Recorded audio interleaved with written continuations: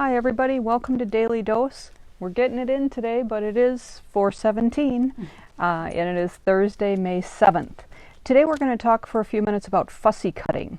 What I mean by fussy cutting is you're going to pick a specific spot on the material and you're going to choose a design and you're going to place it very specifically in different places on your quilt. If you look at the quilt behind me, these look like they were fussy cut. This is actually a kaleidoscope quilt, so it's a little bit of a fooler. But if I didn't want to do all the work of making a kaleidoscope, I could pick a fabric that has a big design on it and center it right in the middle of those squares. And there's a little set of rulers that we found that I really like. They are called the Quilt in a Day Complete Fussy Cut Ruler Set. And what it is, the rulers are made specifically for placing the ruler on your design and being able to cut very specifically. They come in 2.5, 3.5, 4.5, 5.5, 6.5, and a 5-inch as well. So you get a full set of these rulers. They also work for squaring up your block, so they serve dual duty. And they don't have non-skid on them. But if you watch Daily Dose a week or so ago, Cheryl talked about the grippy spray. The grippy spray you spray on your rulers. It makes them look just a little bit cloudy. You can still see through them, but it makes them non-skid. So grippy works really cool with these rulers as well. And when we're talking about fussy cutting, I can't get it off. Can't get it off. I'm going to use the big one, so you might be able to see this. There are crosshairs through the middle. There are, yes, thank you very much. There are crosshairs through the middle. There's a little slash in the center at the top, bottom, and sides, and a 1/4-inch mark all the way around, marking where your seam allowance will be. So that center area with the X right through the dead center of it is how you can place the ruler to know that your fussy cutting is going to be nice and centered. And before I started this, I put a piece of fabric on the ironing board to press nicely to have the perfect piece. And then I walked away. So here it is, unpressed. It's, again, been a long day, but you're tired of hearing that. So I can take a fabric like this, and if I just had a regular ruler and I was wanting to get a flower right in the center of my block, it would be pretty hard to do. So what I can do with this is I can just place that center X right in the middle where I want that flower to be. It gives me a chance. I can look and see where those swirls hit, and I can decide this might not be dead center, but oh, what if I want that flower this way? Then I get the full flower and I've got all its leaves in. If I'm setting it on point, that works good, but if I'm going straight across, does that give me the look that I like? It does. It also wastes a lot of fabric. If I center it this way and I come across, I cut one here, one here, one here, I get a lot more out of my fabric. But sometimes I very specifically want a design either on point or on straight of grain that sits just in the right spot. So these rulers are really neat for being able to do that. When you look at little rulers and you say, oh, it's a 2.5-inch square. Why would I want to fussy cut something that small? Well, what if I have sashing with cornerstones? I could fussy cut that little flower. Can you see that okay? Yep. That little flower right in the middle of each cornerstone. Well, that one I might be able to use. It gives you a way to say, what am I going to put in there? And that would be a really cute little look on a quilt to have one of those little flowers in each cornerstone of my sashing. Hopefully that makes sense. The other thing with the fussy cut rulers, the biggest one is 6 inches. What if I have a 7 or an 8-inch block? Well, they don't make them that big, but you can kind of create that yourself. Say I want to have this flower right in the center, and it's a 9-inch block. I can take my blue marker, water soluble, and I can just trace right around where I want this to be. And remember, it's got my 1/4 inch seam allowance already on it. So I can do that and say this was a 6-inch block. I don't have to worry about the seam allowance because it was already counted in. And then I can just take a straight ruler and say, okay, I want to go from 6 to 9. Means I need to add 3 inches. So I'm going to add 1.5 inches on each side. So I can just take another ruler and draw a little bit bigger square and do that around all 4 sides. And then I have a bigger fussy cut. Just leave it. You see that all right? Yep. And so that lets me fussy cut into bigger spaces, even though I don't have a ruler that's exactly that size. So it's handy. That center mark, you do have it on some of your other rulers. You say, oh, I've got that ruler. But a lot of the rulers have the 1/2 inch all the way around. So the dead center of the ruler isn't the dead center of the measurement. It sounds kind of funny, but these are marked with the X's right through the middle. If you use a different type of ruler, you have to do 1/2 and then the other 1/2 because of the way the seam allowances are marked on the rulers. So what can I do with this? I can put it into any type of quilt I want. The quilt behind me has a triple sashing, so these I could fussy cut the small pieces and put them in there.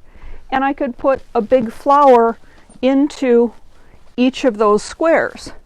And it would be really pretty, and I wouldn't have to do the work of kaleidoscope. I can let the fabric work for me.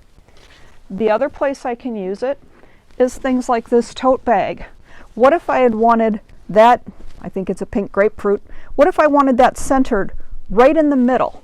I could have taken, this is I think my 5-inch, yep, I could have taken my 5-inch fussy cut ruler, put it right over the grapefruit, and then extended those lines, and that would tell me exactly where that band width would be that I can then work to put the grapefruit right in the middle so it's centered right there. Looks okay this way, but if you've got a fussy cut ruler and you do need a little extra fabric, anytime you fussy cut, you have to allow extra fabric because you're going to make your fabric look like Swiss cheese. You're going to be cutting different pieces from different locations around the fabric. So it's not a fabric frugal method, but it makes a really pretty quilt, or tote bag, or table runner, or table topper.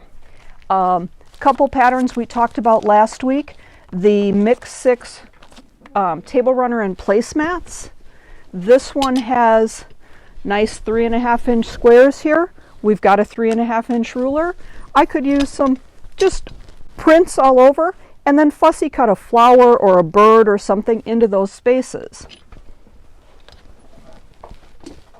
The Crossroads pattern, another one we talked about the other day, has a 6-inch square in each of these locations. So again, I could fussy cut right into those spaces.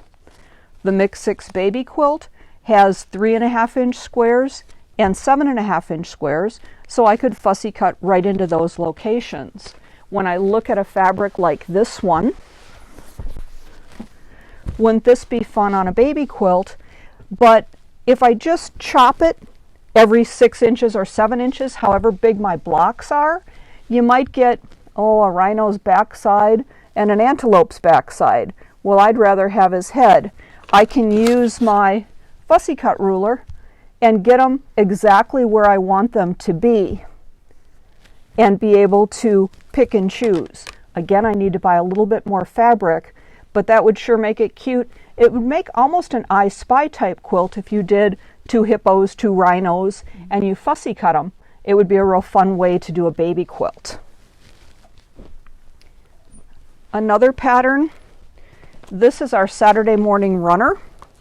This is just a real pretty print, and it can be pretty much go anywhere in there. It's big enough space and this print fills it well. I don't really need to fussy cut this, but what if I then fussy cut a piece into each one of these corners? That would be really a fun little way to fancy up a Saturday morning or a doppelganger runner. Couple of the A-OK patterns that work well. Interlace is one where you have a nice big square to put things in, but again, it's set on point, so you're going to be holding your ruler on point when you cut those pieces. You see that all right? Okay, and then the last one is called viewed.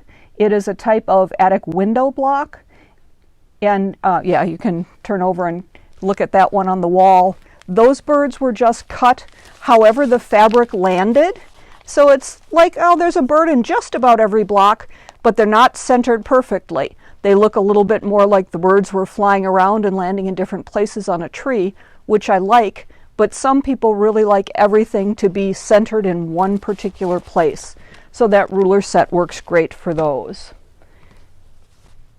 Other things, if I'm doing applique, this is our garden party pattern, the quilt and class we had here. These little pods were really fun to be able to kind of fussy cut.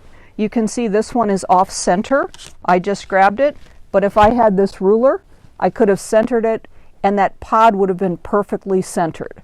Sometimes I want that, sometimes I don't, but this gives me the option. And then I'm just going to hold up a couple fun fabrics. As you're at home and you've got your stash, there are so many fabrics that you look at and you say, oh, you know, it's kind of busy. What do I do with that?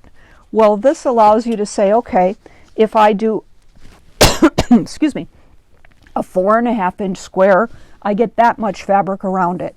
If I do a 6, well, I start to get all the other flowers in. If I do a smaller, say a 3.5, that gives me a really nice poppy centered with mostly background around it, and it would stand out and be a little bit more distinctive. Excuse me. And things like, just a tickle, I'm not sick, really. This is a really pretty floral print with lots of options for fussy cutting. I could fussy cut the birds. Thank you very much, Kathy. It's really full. Thanks. Thanks. Sorry about that, folks. There's really fun things I can do. I can do the hibiscus. I can do that beautiful orchid. I can come in. I could put that bird on point. There's birds. They're kind of hidden in here. They're all over the place. Lots of different birds. This is a gorgeous fabric to be able to fussy cut. And then I could come back and these smaller butterflies, don't they just fit really sweet in that small ruler for cornerstones or other decorations. This one is lily pads. There's a funky frog panel that goes with this one, but those really pretty lily pads would be really interesting to be able to fussy cut with that deep background. They're just really pretty. And then there's also dragonflies throughout. I can do them bigger or I can do them smaller. Again, remembering you need a little extra fabric if you're going to fussy cut. This one, again with the butterflies, you can choose what you want to fussy cut and how you want to do things. This one is a big one. So again, getting back to our biggest ruler is 6.5. So what if I have this big one right here? It doesn't quite fit in my 6.5. It's close, but what I'm going to do is I'm going to put my ruler right in the center with about the same amount hanging off each end. I'm going to draw that square, and then I'm going to use my other ruler to increase the size of the square like we did on here. So I'd have that double line. Again, this is my inner square, and then I have increased my size. So on big prints, that's again how you do that. And then you look at small prints like this, and it's just a sweet little all-over print, cute for a variety of different things, but boy, it would sure be fun. I could fussy cut all those little birds. That one works good here. I might want to go a size smaller. That one's a little small for the nest, but these little guys fit perfectly in there Wouldn't that be fun for fussy cutting on sashings and cornerstones? So that is our fussy cut lesson for the day. I do have the rulers up already on the website if you're interested. The website is sewingbasket.biz, B-I-Z, B as in business, I-Z as in zebra. I've had a number of people who on Facebook have said, where can I get the tip sheets, the patterns, the things that we talk about? We do record on Facebook Live every day, but we also sub-post everything to our website, our Daily Dose page. So if you go to sewingbasket.biz and then click on Daily Dose, the menu at the top of the page, it will take you to the page where there's the video from every single day and anything that we've talked about, the patterns for the masks, the patterns for projects that we've done, any of the products, things that we talk about, they're all on that Daily Dose page, so you can find the links to all those things there. If you have questions, you can type them in the comments under under the Facebook Live. But all of those patterns, if you're looking for older things from previous days, everything back to March 17th, the first day we were closed, is on the site there. Anything anybody can think of? I don't think so. Say hi to our worker ladies here making bundles. Hi. All that new fabric that came in yesterday. Yeah, remember that stuff yesterday? Well, they've been working hard making it into bundles all day today. All right, thanks so much. And remember, we will see you tomorrow, but we won't over the weekend because we're closed on Saturdays. Well, we're closed. Yes. We'll see you tomorrow. Thanks. Bye. Bye-bye. Bye. Bye.